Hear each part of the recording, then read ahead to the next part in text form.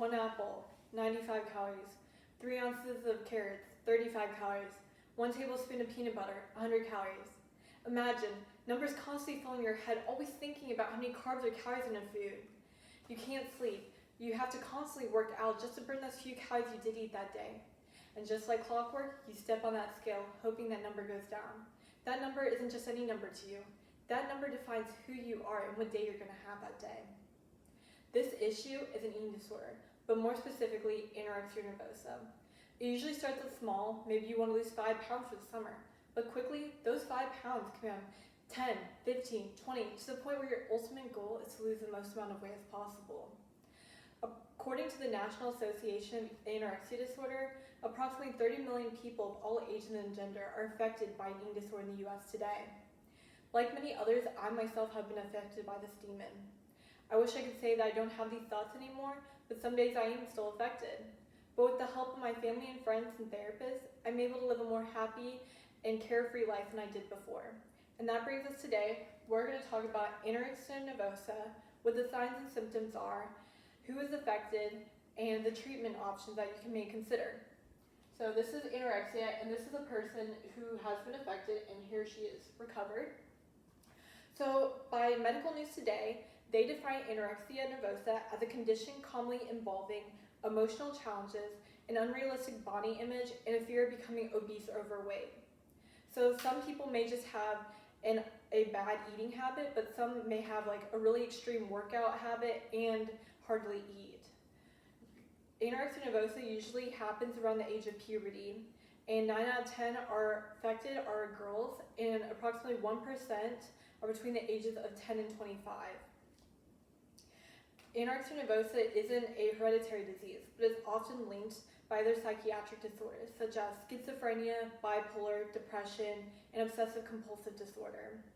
Doctors believe I developed anorexia nervosa from my extreme anxiety disorder and depression. I remember when I was 13, I went to a personal trainer and she said I could lose a few pounds. I was already really slim and active, but my perfectionism and always wanting to be an overachiever pushed me to want to lose that weight and more.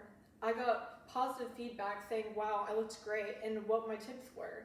I just wanted to keep going. Didn't matter how much pain I was going through, how it was affecting my health.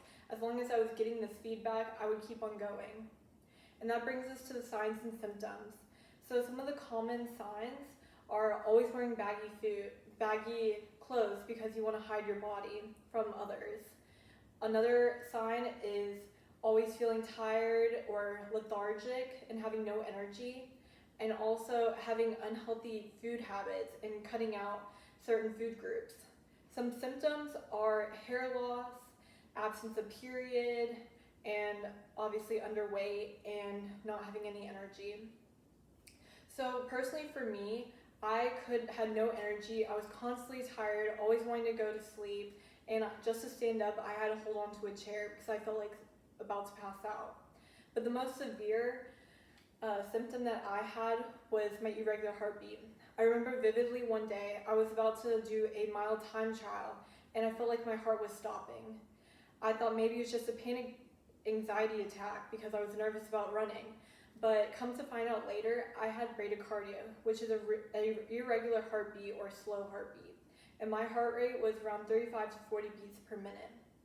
And then that brings us on to, and here's some of the symptoms. She's obviously underweight, and here's other signs. How it affects others. So the person affected by an eating disorder, they're constantly thinking about food and obsessing about it, that they don't think about how it's affecting others. Other people on the outside may feel hopeless because no matter what they say, they can't change the mind of an anorexic person. But the best way they can do is to reach out to a professional to get that person help. Personally for me, I lost a lot of friends because I isolated myself. I constantly was working out, and I had no energy to do anything else. My parents were stressed out because no matter what they said, I wouldn't listen to them. But the best thing they could do was take me to the hospital and give me a treatment, and which that brings us to our different treatment options. So the first thing you can do is to go seek out medical help, where they can help you seek out the different options you have. So one of the options you have is going to therapy, And there's cognitive behavioral therapy, which helps seek the different behaviors you have to find the root cause of what's causing anorexia. And it comes in the forms of family therapy and also group behavioral therapy. But in the more extreme side, you can go to residential hospital, which is 24/7 being watched over by medical personnel, or hospital day treatment, which you go a few times a week and you get watched over with your eating habits and therapy. I went to the residential hospital for a month and was watched for eating. I couldn't go to the bathroom. They made sure that I didn't throw up my food or exercise in the bathroom, and I just had to be watched 24/7. And after that 1 month in the hospital, I had to go to therapy and a dietitian every month after. So this is what anorexia is. It's not as glamorous as society makes it out to be, and it's really hard to overcome. But with the help that I've given you with all the information, I hope that you can take this information if you are to come under these circumstances.